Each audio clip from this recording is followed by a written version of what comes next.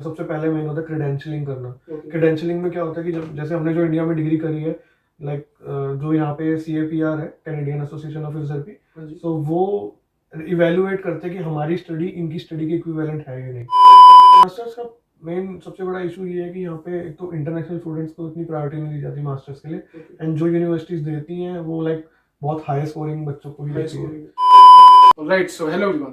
तो आज है फिर से हमारे साथ मिस्टर नवजोत सिंह, और आपने इनको सिक्योरिटी गार्ड वाली लाइसेंस वाली वीडियो में देख लिया होगा। तो अगर आपने वो वाली वीडियो अभी तक देखी नहीं है तो डिस्क्रिप्शन में उसका लिंक है, so kindly check it out. So from his profession he is a physiotherapist and he has done his bachelors of physiotherapy from India, और ये अभी यहाँ पे एक एज अ फिजियोथेरेपिस्ट असिस्टेंट की जॉब कर रहे हैं पार्ट टाइम अपने कोर्स के साथ in a long term care home. तो चलो ये तो हो गया इनकी इंट्रोडक्शन। अब मैं इनसे सवाल करना चाहता हूँ कि आप क्या अपनी जो ओवरव्यू एंड जो अपना हिस्ट्री है इंडिया का, कि आपने क्यों फिजियोथेरेपी स्ट्रीम को ही चूज किया, और क्या क्या आपके साथ हुआ इंडिया में, कैसे कैसे आपने स्टडीज की, और आपने कनाडा आने का क्यों प्रेफर किया, क्या आप उसके ऊपर थोड़े से बता सकते हैं हमें इन्फॉर्मेशन? तो लाइक आफ्टर 12 मेरे को मतलब शुरू से था कि मैं कोई मेडिकल फील्ड में करूँ, तो लाइक MBBS मुझे करना नहीं था। ऐसा नहीं कि मतलब मैं चाहता था MBBS करना, but I never wanted to do MBBS because मुझे हमेशा एक हवा सा लगता था पढ़ना, इतना सारा मैं पढ़ता नहीं था इतना। एंड दूसरा मतलब मेरे को शुरू से ऐसा था कि लाइक मेडिसिन ही क्यों एक वे हो सकता है ट्रीटमेंट करने का, कोई और वे क्यों नहीं हो सकता। तो like my teacher introduce me to physiotherapy and like I got interested in that. So उस वजह से मैंने फिजियोथेरेपी ऑप्ट करी अपनी as a like professional degree. तो मैंने बैचलर्स उसमें करी एंड उसके बाद लाइक ट्रेनिंग करी एंड 6 मंथ्स मैंने इंटर्नशिप करी। उसके बाद I worked as a physiotherapist in Ludhiana CMC hospital. तो उसके बाद जब मतलब वहाँ जॉब करा तो मुझे सेटिस्फेक्शन नहीं मिला, क्योंकि इंडिया में जो मेंटालिटी है मोस्टली लाइक नॉर्दर्न रीजन की, फिजियोथेरेपिस्ट को एक मसाज वाला समझा जाता है, मतलब उन्हें एज अ मेडिकल प्रोफेशनल नहीं समझा जाता।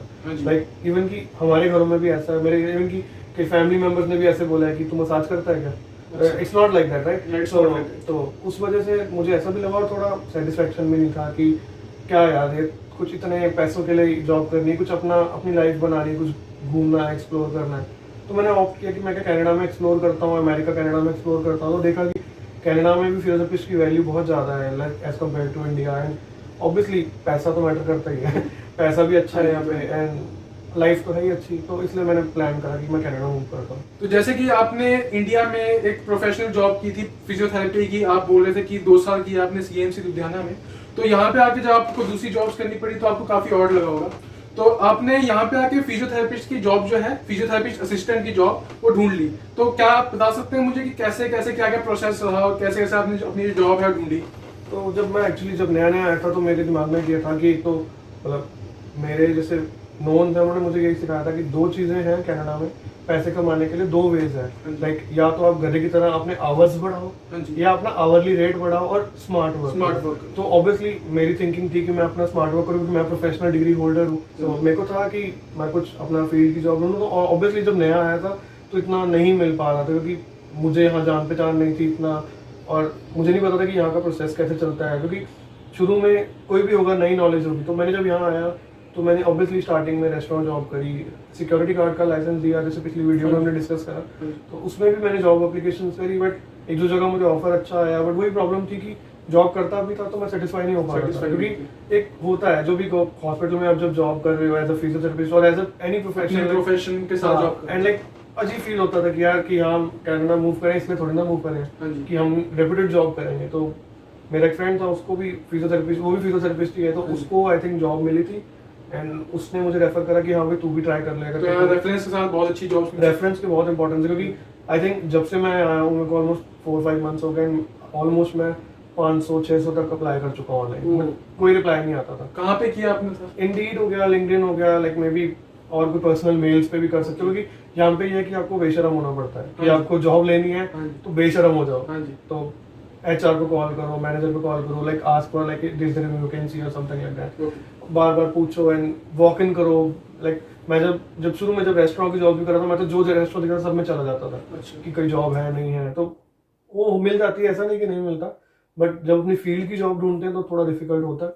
ऑब्वियसली मेरे को सबसे बड़ा इशू यही आ रहा था, पार्ट टाइम जॉब के लिए कोई हायर नहीं करता था, क्योंकि एज अ अब जैसे एग्जांपल हो कि आप एक पेशेंट हो, आप मुझे ट्रीटमेंट के लिए आ रहे हो और आपको दिखे कि आप एक दिन हो, अगले दिन वो थेरेपिस्ट ही नहीं है, तो आपको कैसा फील होगा, आपको होगा कि मैं क्यों आऊँ यहाँ।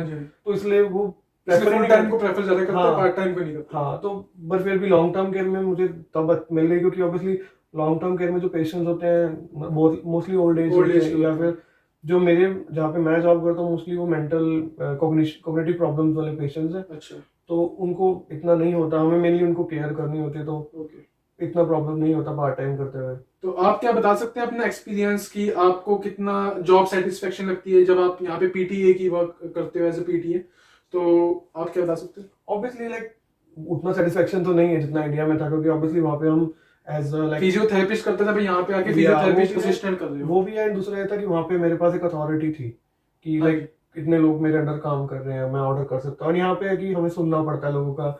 इवन की physiotherapist, I am not saying कि लाइक वो Okay. बुरे होते हैं, अच्छा नहीं अच्छा करते हैं, बट एक होता है कि हम अपनी मर्जी से काम नहीं कर सकते, क्योंकि ऑब्वियसली अगर आपको एज अ फिजियोथेरेपिस्ट जॉब करनी है तो आपको पूरा लाइसेंसिंग प्रोसेस क्लियर करना पड़ेगा। लाइसेंस क्लियर करोगे तब आप क्लिनिकल फिजियो का काम कर सकते हो यहाँ पे कनाडा में आते हैं, या मतलब बिना लाइसेंस के आप फिजियोथेरेपिस्ट का नहीं कर सकते। नहीं, इंडिविजुअल प्रैक्टिस नहीं कर सकते, आपको सुपरविजन में ही करनी पड़ेगी। तो यहाँ पे लाइसेंस अप्लाई करने का कोई आपको पता है कोई तरीका? लाइसेंस का प्रोसेस बहुत लंबा है, मतलब पहले अब हमें जो अपनी इंडिया में डिग्री करी है उसको इवेलुएट कराना पड़ेगा, अच्छा, एंड उसके बाद यहाँ कोर्सेज करने पड़ते हैं 1-2, एंड उसके बाद इवेलुएशन होने के बाद आप यहाँ पे रिटर्न एग्जाम होता है, फिर प्रैक्टिकल एग्जाम होता है, फिर लाइसेंस मिलता है जाके। मतलब बिना लाइसेंस के ऐसे जॉब नहीं मिल सकती है directly as a physiotherapist? Physiotherapist तो कभी नहीं मिलेगी आपको, एज अ असिस्टेंट मिल सकती है, लाइक रिहैब असिस्टेंट मिल सकती है, रेजिडेंट असिस्टेंट मिल सकती है, यही मिलेंगी जॉब। तो क्या आप बता सकते हो कि आप जो जॉब करते हो उसमें क्या क्या चीजें आप करते हो वहाँ पे, in site on site? Like mostly वही जॉब में जो मतलब जो फिजियोथेरेपी का रोल्स होते हैं, लाइक एक्सरसाइज कराना, थोड़ा मूवमेंट्स करवाना, पेशेंट को वॉकिंग करवाना, पेशेंट को लाइक लिफ्टिंग में हेल्प कराना, डेली एक्टिविटीज में थोड़ा हेल्प करना, यही ज्यादा कुछ मतलब ज्यादा रोल्स नहीं है। Obviously we are not giving them full treatment, we are just giving them care. तो ये एक्सरसाइजेस या मतलब केयर दे रहे हैं Care यहाँ पे, दे क्योंकि ऑब्वियसली जो ओल्ड एज है उनको अब कितना ही वो कर लोगे, क्योंकि हम उनकी लाइफ को बेटर करना चाहते हैं, उनको वर्स नहीं करना चाहते, तो इसलिए हम उन्हें सिर्फ केयर प्रोवाइड करते हैं यहाँ पे, तभी उसका नाम लॉन्ग टर्म केयर रखा गया। आप जो थे फिजियोथेरेपिस्ट थे इंडिया में, बट यहाँ पे आके आपने कौन सा कोर्स सिलेक्ट किया और वो क्यों सिलेक्ट किया कोर्स, आपने दूसरा कोर्स क्यों नहीं सिलेक्ट किया? तो लाइक मुझे जब मैं फिजियोथेरेपी जब वहाँ पे भी करता था तो मतलब मोस्टली मैं बच्चों के साथ डील करता था, हाँ। तो मुझे उस टाइम पे प्रॉब्लम ये होती थी कि मुझे वेज नहीं पता होते थे कि बच्चों को कैसे इन्वॉल्व करना है, क्योंकि ऑब्वियसली मैं ज्यादा ओल्ड एज पेशेंट में शुरू से रहा हूँ, एंड मतलब मैच्योर पेशेंट्स को देखा है, ऑर्थो के रिलेटेड केसेस देखे हैं, मतलब बोन्स वगैरह रिलेटेड, जॉइंट रिलेटेड। तो मेरे को जब डिपार्टमेंट में शिफ्ट करा, पीड्स वाले डिपार्टमेंट में, तो रिहैब टीम में था, तो वहाँ पे मोस्टली बच्चे ही होते थे, तो थोड़ा इरिटेटिंग होता था कि बच्चों को कैसे संभालोगे, मेरे को कभी इतना एक्सपीरियंस रहा ही नहीं। तो जब मैं रिसर्च कर रहा था इस बारे में कि ऐसे कौन सी फील्ड है जो मुझे इसमें हेल्प कर सकती है, तो रिक्रिएशनल थेरेपी मुझे मिली, जिसमें like we use recreational activities to treat patients, and like उनको इन्वॉल्व करने के लिए यूज कर सकते हो। तो मुझे ब्रॉडर एक्सपेक्ट हो गया, ब्रॉडर भी कह सकते हैं, but physiotherapy is different and recreational is different, obviously, क्योंकि सिमिलर तो हो ही नहीं सकते दो मेडिकल फील्ड, तभी तो अलग अलग हुई है।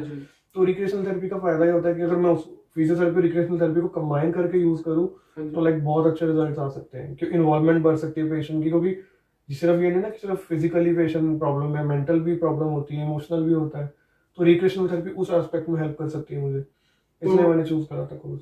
अच्छा, तो आपके पर्सपेक्टिव से जो फिजियोथेरेपिस्ट असिस्टेंट का या फिजियोथेरेपिस्ट का जो स्कोप है कनाडा में वो कैसा है? लाइक ऑब्वियसली डिफरेंस ये है कि अगर तुम कर रहे हो, ढंग से कर रहे हो, तो ऑब्वियसली तुम्हें ग्रो होगे, तुम ग्रो करोगे, but like if you are just doing it for as a formality, तो कहीं किसी भी फील्ड में तुम ग्रो नहीं कर सकते। अगर तुम लाइक एंथुसियास्ट हो कि तुम ये चीज करना चाहते हो, and there is a reason behind कि तुम क्यों करना चाहते हो, कि तुम्हें उस चीज के लिए पैशन है, जस्ट लाइक दैट, अगर तुम है तभी तुम ग्रो करोगे। एंड कनाडा में obviously compare to India physiotherapist की वैल्यू थोड़ी ज्यादा है। ऐसा नहीं कि इंडिया में लोग सक्सेसफुल नहीं होते, कई हैं जो इंडिया में भी बहुत सक्सेसफुल होते हैं फिजियो बन के, बट डिफरेंस ये है कि यहाँ पे इतने फिजियो है नहीं, तो इजीली सक्सेस मिल सकती है तुम्हें। इंडिया में क्या है कि कंपटीशन बहुत है, हाँ जी, तो जो बढ़िया होते हैं सिर्फ वही ऊपर उठते हैं, जो मीडियोकर है वो मीडियोकर ही रह जाते हैं। तो इसलिए कनाडा में अभी ये इजी है थोड़ा कि अगर आप क्लिनिक खोल लो या फिर कहीं लॉन्ग टर्म केयर में काम कर लो, और आपको अगर नॉलेज है अप्रोप्रिएट, तो आपको अपॉर्चुनिटीज मिलेंगी। तो अब इन सब के ऊपर आपको जो एज ए फिजियोथेरेपिस्ट असिस्टेंट आप यहाँ पे काम कर रहे हो, तो आपको और कितनी नॉलेज होनी चाहिए और कौन सी एक्स्ट्रा नॉलेज होनी चाहिए as if you are working here? So like basic physio जो स्किल्स होते हैं वो तो आपको होने ही चाहिए, क्योंकि कोई भी नहीं चाहेगा कि अब आप किसी पेशेंट को टच कर रहे हैं, कुछ कर रहे हैं, आपको नॉलेज भी नहीं है। मेनली यहाँ पे फर्क है कि आपको डॉक्यूमेंटेशन प्रॉपर करनी आनी चाहिए, क्योंकि यहाँ पे डॉक्यूमेंटेशन की बहुत वैल्यू है। लाइक एक भी डॉक्यूमेंटेशन गलत हो गया तो आपका पूरा रिकॉर्ड, इवन कि पेशेंट रिकॉर्ड खराब हो जाएगा ना, आपकी रेपो भी खराब होगी और लीगल इश्यूज भी हो सकते हैं। डॉक्यूमेंटेशन अच्छी आनी चाहिए, like you should be good in IT, आपको कंप्यूटर स्किल्स आने चाहिए, एक्सेल यूज करना आना चाहिए, क्योंकि पेशेंट के आपको डिटेल्स भरनी है तो आप एक एक एंट्री तो करने से रहोगे, तो वो आपको शॉर्टकट्स वगैरह सारे आने चाहिए बेसिक्स। तो ज्यादा कुछ नहीं है, बस ये 2-3 चीजें ही हैं जो आपको कंपेयर टू इंडिया अच्छी आनी चाहिए। और मैंने जो देखा है यहाँ पे प्रॉब्लम क्या होती है कि बच्चे जो आते भी हैं तो उन्हें पेशेंट से बात करने का तरीका नहीं आता। इंडिया में डिफरेंट है कि हम बात कर सकते हैं और भाई क्या कर रहे हो, वो नहीं यहाँ चलता। यहाँ पे you have to be very formal and very to the point. और दूसरा ये है कि like every time you have to do something, you have to ask before that कि पेशेंट को आप हाथ भी लगा रहे हो, then you have to tell them कि I will touch you here and I'm going to do that, yeah, and you will feel this. पूरा पेशेंट को गाइड करना होता है। इंडिया में इतना नहीं होता, यहाँ पे थोड़ा ज्यादा है, मतलब क्योंकि पेशेंट आर अवेयर है। इन कनाडा, इंडिया में ऐसा था कि चल जाता था, पेशेंट को कोई प्रॉब्लम नहीं। यहाँ बहुत ध्यान रखना पड़ता है इन चीजों। तो अब आप क्या मेरे को ये बता सकते हो कि जब आप अपनी जॉब को इंटरव्यू दे रहे थे, जॉब इंटरव्यू, तो उसमें क्या क्या क्वेश्चन पूछे गए थे, स्पेसिफिकली किन किन टॉपिक्स में आपसे नॉलेज देखी गई थी, क्या क्या स्किल्स देखे गए थे? सो लाइक बेसिकली पहले तो जैसे ऑब्वियसली मैंने बताया रेफरेंस से मुझे मिला, तो इंटरव्यू मिला, नॉट रेफरेंस से जॉब नहीं, मेरे को इंटरव्यू मिला, क्योंकि वो इंटरव्यू लेते ही फिर उन्हीं कैंडिडेट्स को जो रेफरेंस से होते हैं या फिर कोई क्वालिफाइड लगते हैं। तो मेरे साथ ये हुआ, जब उन्होंने इंटरव्यू के लिए रखा तो उन्होंने सबसे पहले मतलब मेरा हिस्ट्री पूछा, बेसिक कि मुझे क्या क्या नॉलेज है, मतलब जनरली उन्होंने ज्यादा कुछ नहीं पूछा, मेन ये पूछा, एंड मेन जो उन्होंने पूछे कि how you deal with customers, like customers as in patients and clients, कि उनका मोटिव होता है कि तुम्हारी डीलिंग कैसी है। वो क्वेश्चन मेरे को जो उन्होंने पर्टिकुलरली क्वेश्चन पूछा था कि लाइक अगर कोई मतलब पेशेंट या रेजिडेंट बहुत एंग्री हो गया तुमसे, फ्रस्ट्रेट हो रहा है, तुम्हें गालियां दे रहा है, मतलब इन ऑब्वियसली इन सिचुएशंस में ये क्या कि तुम क्या रिस्पॉन्ड करोगे, तुम्हें उसे काम डाउन कैसे करोगे। तो ऑब्वियसली उस टाइम पे हमें कभी ऐसा आंसर नहीं देना होता कि वो लगे कि हम बेवकूफ हैं। We have to like think smart there. मैंने यही बोला कि ऐसे कि ऐसी सिचुएशन में मैं उनको काम डाउन करूंगा, आई कॉम्प्लीमेंट देम, कि मैं उन्हें कॉम्प्लीमेंट करूंगा पेशेंट को, क्योंकि obviously patient is not in his mind, right. Patient को प्रॉब्लम है तभी तो वो क्या कहते हैं ऐसी इशू क्रिएट कर रहा है, किसी को शौक थोड़ी ना ऐसे कुछ करने का। तो यही होता है, बस यही सब क्वेश्चंस पूछे थोड़ा। और आपकी कितनी नॉलेज देखी, स्किल्स देखे आपके? उन्होंने मतलब मेरे मैनुअल थेरेपी के रिलेटेड तो कुछ नहीं पूछा, क्योंकि obviously we are not authorised to give manual therapy. तो उन्होंने मुझे इलेक्ट्रोथेरेपी के रिलेटेड पूछा, मशीन्स कौन सी यूज करनी आती है, जैसे इंडिया में थोड़ी डिफरेंट मशीन्स यूज होती थी और यहाँ थोड़ी अलग है, वो पूछा। तो इसका रीजन बता सकते हो कि इंडिया में डिफरेंट क्यों थी? यहाँ पे ऑब्वियसली मॉडर्नाइजेशन, यहाँ पे थोड़ा मॉडर्न है मशीन, वहाँ थोड़ा कन्वेंशनल यूज होता है। ओके, तो अभी जैसे आप यहाँ पे आपने बताया कि लॉन्ग टर्म केयर होम में आप काम कर रहे हो, तो क्या आप मुझे बता सकते हो पूरी डिस्क्रिप्शन, कितने महीने से काम कर रहे हो और क्या क्या रूटीन होता है आपका, डेली रूटीन कैसे कैसे प्रोसेस होते हैं लोग? लाइक जैसे अभी कोविड चल रहा है तो बहुत प्रिकॉशंस चल रहे हैं उधर, तो अभी ऑलमोस्ट मेरे को रोज ही जब जाता हूँ तो मेरे को रोज ही सुबह कोविड टेस्ट करना पड़ता है, अपना रैपिड टेस्ट कोविड टेस्ट होता है। अगर नेगेटिव आए तभी like I can go in, otherwise I can't. So उसके बाद नॉर्मली जैसे अपना पीपी किट पहनो, वो सब अपना क्लीनिंग वगैरह करो अपना, एंड पेशेंट के पास थोड़ा देखो सुबह, क्योंकि मोस्टली जब हम पहुंचते हैं तो पेशेंट उस टाइम उठ रहे होते हैं, like early in the morning होता है, तो इसलिए मोस्टली उठ रहे होते हैं, तो उस टाइम इतना काम नहीं होता। अपना देख लो डॉक्यूमेंट्स वगैरह क्या क्या, कि किस किस पेशेंट को आज क्या क्या कराना है, रोज का अलग शेड्यूल होता है। जो फिजियोथेरेपिस्ट हमें शेड्यूल देगा हमें उस अकॉर्डिंगली वर्क करना है। क्या आपको अच्छा लगता है कि आप फिजियोथेरेपिस्ट हो as a profession, but as a physiotherapist assistant काम कर रहे हो? हाँ ऑब्वियसली, मैं कहूँ मेरे को फैक्ट्री में काम करना पड़े या फिर कहीं रेस्टोरेंट में काम करना पड़े या कुछ मतलब कुछ भी और जॉब करनी पड़े, उससे तो 100 गुना बढ़िया है। अब फैक्ट्री में मैं मजदूरी कर रहा हूँ, मजदूरी बोलूँगा मैं, तो उससे बढ़िया मैं अपनी स्किल्ड जॉब करूँ तो मेरे लिए तो बहुत अच्छा है। मेरे को कोई फर्क नहीं पड़ता कि मैं असिस्टेंट जॉब कर रहा हूँ या फिजियोथेरेपिस्ट जॉब कर रहा हूँ, at least I am in my medical profession, तो वो मेरे लिए सबसे मैटर करती चीज। तो जब आप फिजियोथेरेपिस्ट की नॉलेज देखते हो कि आपको क्या क्या ऑफर कर रहा है, तो क्या उसकी जो नॉलेज है वो उतनी आपको भी नॉलेज है, क्योंकि आप भी एज ए फिजियोथेरेपिस्ट पढ़े हो इंडिया में 4.5 से 5 साल जितने? ऑब्वियसली मेरी नॉलेज हम कंपेयर नहीं कर सकते, क्योंकि हो सकता है कि उन्हें मेरे से बहुत ज्यादा नॉलेज हो, कैनेडियन एक्सपीरियंस हो। कैनेडियन एक्सपीरियंस तो है ही है ऑब्वियसली, एंड ये फैक्टर कि मेरे से एज में भी बड़े हैं, ऑब्वियसली एक होता है कि वर्किंग एक्सपीरियंस मैटर करता है। अब मेरे से 2 साल छोटे जो होंगे उन्हें उतनी नॉलेज नहीं होगी जितनी मुझे होगी, या जो मेरे से 2 साल बड़े होंगे मुझे उतनी नहीं होगी जिन्हें उतनी, क्योंकि एक्सपीरियंस मैटर करता है। मेडिकल में तुम पढ़ लो, बट जब तक तुम्हें एक्सपीरियंस नहीं होगा, क्लिनिकली तुम वर्क नहीं करोगे तो तुम जीरो। तो जैसे कि आप बोल रहे हो कि अगर 2 साल छोटे है तो उसका एक्सपीरियंस कम होगा। अब वो भी फिजियोथेरेपिस्ट है, आप भी फिजियोथेरेपिस्ट हो, बट आप एज ए असिस्टेंट काम कर रहे हो, तो क्या आप उसको गाइड कर सकते हो कि ऐसे ऐसे आपको करना चाहिए? गाइड नहीं कर सकता, but like I can talk with him कि ऐसा हो सकता है, आई कैन सजेस्ट। तो क्योंकि उन्हें भी पता है कि मैं भी इक्विवेलेंट डिग्री करके आया हूँ इंडिया से, चाहे वो कैनेडियन बॉर्न हो या फिर कनाडा के हैं, बट उन्हें पता है कि मैं उसके सेम लेवल पे हूँ। तो बट वही डिफरेंस है कि एक्सपीरियंस का आ जाता है कि उनको एक्सपीरियंस ज़्यादा है, मेरे को एक्सपीरियंस कम है। यहाँ पे मैटर सीनियरिटी वहाँ पे आती है, क्योंकि एग्जांपल ले लो कि अगर एक पेशेंट है, उसको ये प्रॉब्लम है, मैं अगर नया बंदा हूँ, मुझे समझ नहीं आ रहा क्या करना है, एक्सपीरियंस बंदे को पता होगा कि उसे क्या करना है, ये फर्क आ जाता है। तो ये डिफरेंस है। तो मुझे कभी ऐसा फील भी नहीं होता कि मैं उसे कुछ बताऊं, क्योंकि उसे मोस्टली पता ही होता है कि क्या करना है। मुझे नहीं पता होता कई चीजों में क्या करना है, तो ये डिफरेंस है। तो अभी एक क्वेश्चन जो है पर्सनली कुछ पूछना चाहूंगा, अगर आपकी इजाजत हो तो। हाँ। कि इसका जो पे स्केल है वो कितने मतलब कहाँ से कहाँ तक का रेंज होती है इसकी पे स्केल की, मतलब फिजियोथेरेपिस्ट एज अ फिजियोथेरेपिस्ट की and as a physiotherapist assistant की इन कनाडा। सो लाइक जैसे अभी मैं स्टूडेंट काम कर रहा हूँ, तो लाइक ऑलमोस्ट 16, 17, 18 इतना होता है नॉर्मल। तो रेंज अगर आप एक्सपीरियंस जैसे जैसे बढ़ता जाता है तो 20, 25 नॉर्मल हो जाता है।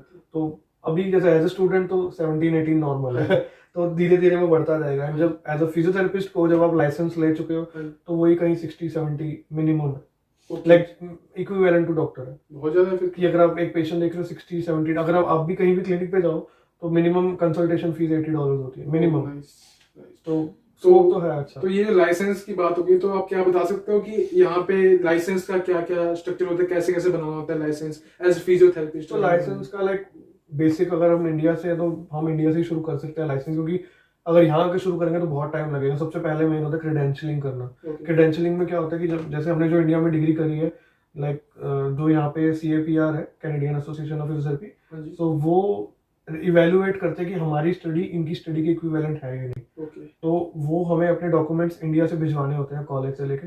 तो उसमें ऑलमोस्ट 3 से 4 महीने लगते हैं। क्रेडेंशियलिंग होती है, वो क्रेडेंशियलिंग में अप्रूव होता है कि yes your degree is equivalent to our degree. वो आपको एक सर्टिफिकेट मिलता है कि ये आपकी फिजियोथेरेपी डिग्री कैनेडियन फिजियोथेरेपी की डिग्री के इक्विवेलेंट है। फिर उसके बाद एक कोर्स करना होता है जो हेल्थ एजुकेशन का यहाँ होता है, जिसमें हमें यहाँ के रूल्स वगैरह बताए जाते हैं, जिसमें मतलब यहाँ एथिक्स बताए जाते हैं, क्योंकि इंडिया में इतना नहीं है जितना यहाँ पे फॉलो करना पड़ता है। डेकोरम बताया जाता है कि क्या डेकोरम फॉलो करना है, ट्रीटमेंट का अलग थोड़ा वे बताया जाता है। वो 6 महीने का कोर्स होता है, या फिर डिपेंड करता है कॉलेज टू कॉलेज, कई 3 महीने में करते हैं, कई 6 महीने में करते हैं। तो वो कोर्स करना होता है, उसका सर्टिफिकेशन लेना पड़ता है। उसके बाद ये दोनों चीजें होने के बाद आप रिटर्न कंपोनेंट के लिए अप्लाई करते हो। रिटर्न क्लियर करना होता है। रिटर्न एग्जाम क्लियर होने के बाद आई थिंक आपको कुछ लिमिटेड आवर्स के लिए प्रैक्टिस करनी होती है किसी रजिस्टर्ड फिजियो के अंदर, ऑलमोस्ट 4-5 महीने के लिए। फिर आप प्रैक्टिकल एग्जाम बुक कर सकते हो। लाइक वो क्लियर हो गया आपके आवर्स, तभी आप कर सकते हो। वो साइन करेगा कि yes you did training under me in this hours. और अलग अलग डिपार्टमेंट, मतलब न्यूरो डिपार्टमेंट में आपको इतने घंटे करनी है, ऑर्थो डिपार्टमेंट में इतने करनी है, सर्जरी डिपार्टमेंट में इतने करनी, पूरा होता है उसका। तो डिपार्टमेंट के डिफरेंट आवर्स होते हैं। हाँ, मतलब आपको 200 घंटे इसमें करना है, 300 घंटे उसमें करना है, ऐसे ऐसे।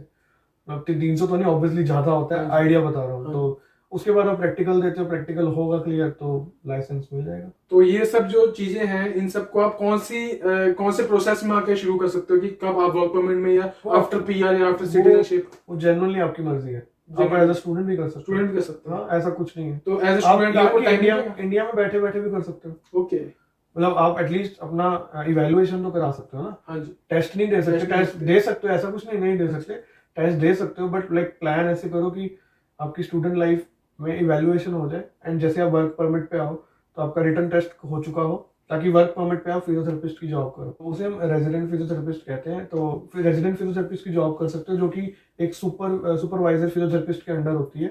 उसके बाद जब आप प्रैक्टिकल क्लियर करते हो तो आप फुल्ली लाइसेंस फिजियोथेरेपिस्ट की तरह जॉब कर सकते हो किसी भी हॉस्पिटल में।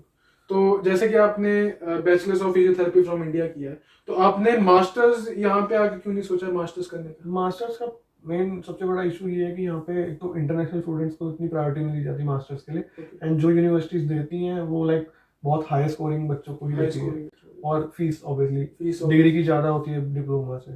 और मेरे को भी था कि मैं एक फील्ड एक्सप्लोर करूँ, इसलिए मेरे को मास्टर्स के बजाय मैं रिक्रेशनल में गया, क्योंकि मैं अपने स्किल्स बढ़ाना चाहता था।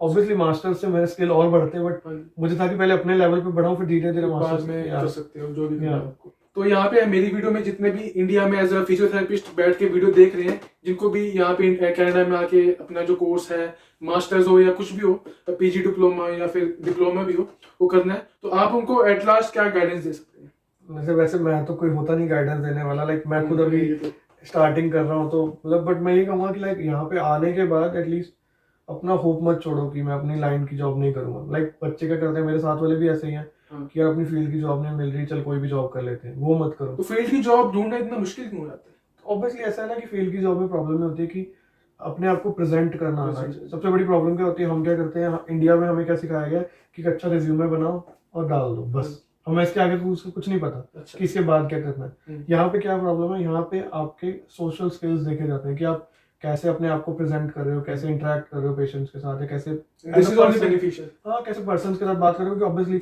अगर मैं किसी इंटरव्यू के पास जा रहा हूँ, मैं कहूँ कि यार this is my resume, I want to apply for the job, बस इतना बोल के मैं आ जाऊँ, तो आप मुझे हायर करोगे? आप भी नहीं हायर करोगे। अगर मैं वहां जाके बात करूं उनसे कि आपके पास पेशेंट्स कैसे हैं, आपके क्लाइंट्स कैसे हैं, एंड लाइक अपना स्किल्स बताऊं, मतलब अपने आप को प्रेजेंट करूं कि जैसे मैं अपने आप को बेचने जा रहा हूँ, मतलब like not in a literal way, ऐसे प्रेजेंट करो कि आप लाइक कोई सेल पे लगे हो एंड आपको लूट लो, तो इजी रहता है। तो अभी आपको मेरे ख्याल से जितनी भी इंफॉर्मेशन है as related to physiotherapist in Canada या फिजियोथेरेपिस्ट असिस्टेंट इन कनाडा आपको सब मिल गई होगी।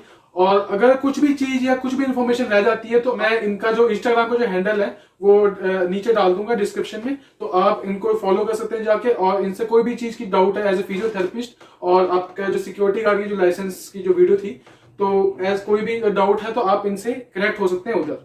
So thank you for watching my video, and if you like this video, और जितने भी आपके फिजियोथेरेपिस्ट दोस्त हैं जो कि यहाँ पे कनाडा में आना चाहते हैं, उनको अगर वीडियो फॉरवर्ड कर सकते हो तो कर दो। So that's it, and I hope it will help you. See you soon.